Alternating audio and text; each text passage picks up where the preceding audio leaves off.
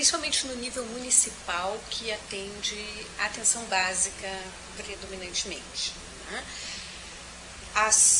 Os problemas de programação e aquisição que causam desabastecimento acabam levando à judicialização. Então, a organização do município para que não haja desabastecimento, né, já é uma forma de evitar esse grande número de demandas judiciais. Uma outra questão que nós temos visto é uma questão de informação, porque às vezes nós temos demandas judiciais para medicamentos que estão nas listas e o indivíduo não sabe, ele não teve a informação que ele poderia obter esse medicamento de uma outra forma. Nós temos um problema, por exemplo, nos medicamentos excepcionais, que as demandas judiciais, às vezes elas ocorrem não por falta de medicamento ou porque sua situação de saúde não corresponde ao protocolo, mas porque as exigências do protocolo em termos de exames, por exemplo, né, tem uma fila de espera no município para o indivíduo obter aquele exame. Então, como ele terá dificuldade de receber o medicamento, não pela falta do medicamento, mas pela falta do exame, ele acaba entrando na justiça para a solicitação do medicamento. Então, a organização no serviço, no sentido de viabilizar a obtenção de exames, o cumprimento das exigências do protocolo, também diminuiria, provavelmente, as demandas judiciais.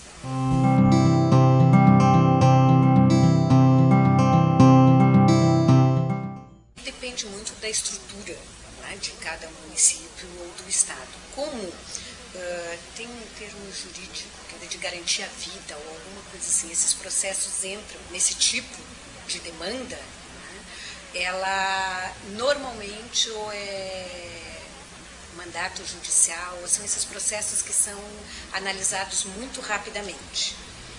Então a pessoa passa a receber, são processos em geral rápidos, e a determinação do juiz aí vem que deve fornecer o medicamento em 24, 48 horas, ele estabelece muitas vezes o período.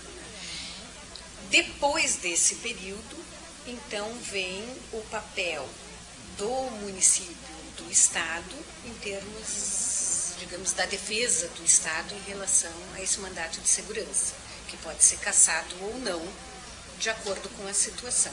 Aí depende muito da organização, né, do setor jurídico da Secretaria.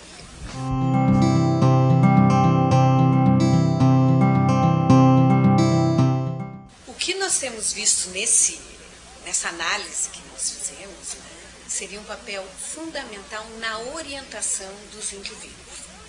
O nosso trabalho tem sido no sentido assim, nós não somos contra a questão da judicialização, muito antes pelo contrário.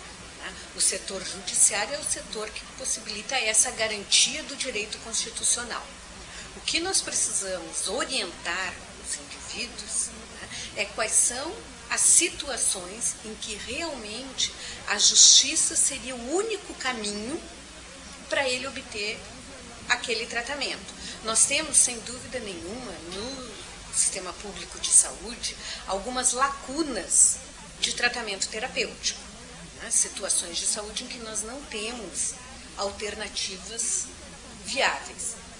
Então, esse seria ou preencher as lacunas ou a alternativa do judicial. Agora, um grande número de demandas judiciais poderiam ser resolvidas na própria estrutura do sistema de saúde. E aí o farmacêutico poderia estar orientando adequadamente tanto os indivíduos quanto discutindo com os profissionais de saúde, né, responsáveis pela prescrição. Que alternativas se teria naquela situação de saúde em termos de prescrição do medicamento que não viesse, né, a onerar desnecessariamente o sistema de saúde, no sentido de que onerar o sistema significa não permitir, né, ou talvez inviabilizar o atendimento a necessidades de outros indivíduos. Então, esse é um equilíbrio que a gente tem que tentar buscar, e o farmacêutico, conhecendo o que é fornecido no município ou no estado, ele poderia estar orientando mais adequadamente.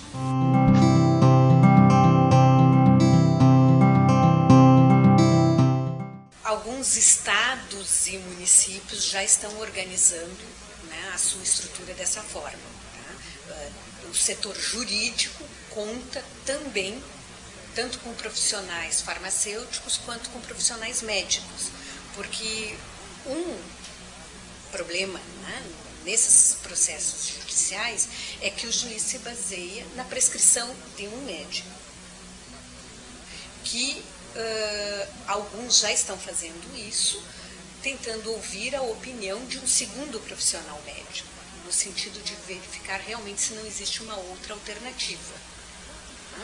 Então, também o profissional médico tem sido consultado em algumas situações. E no caso do farmacêutico, da mesma maneira, né, que também pode contribuir também para verificar que outros medicamentos existem padronizados. Às vezes são situações, inclusive de forma farmacêutica, né, que existe uma forma farmacêutica padronizada e o que está sendo solicitado é outra, que poderia ser adaptado ou não. Então, muitas situações são situações de informação mesmo, que poderiam estar sendo resolvidas de outra forma.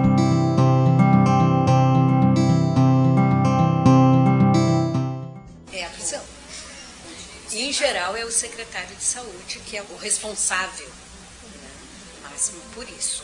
Agora, existem situações em que há uma discussão, né, aí vem o papel do setor jurídico da secretaria, né, como no caso de medicamentos que não são registrados no país, que dependem de uma importação, né, é simplesmente inviável atender aquela demanda da forma como ela foi colocada. Então, existem situações desse tipo. Existem situações também que aí vem também o papel do setor jurídico se assessorar de profissionais de saúde, né, porque já existem casos comprovados, né, de situações fraudulentas, de situações criminosas. Então, você tem a demanda judicial, por exemplo, né, de medicamentos controlados numa quantidade excessiva, em prescrições com um grande número de medicamentos diferentes, incompatíveis, o que foi constatado posteriormente que era uma forma de obtenção daqueles medicamentos para um mercado negro. Então, até isso, se não há um assessoramento da área da saúde, a área jurídica isoladamente não vai identificar isso.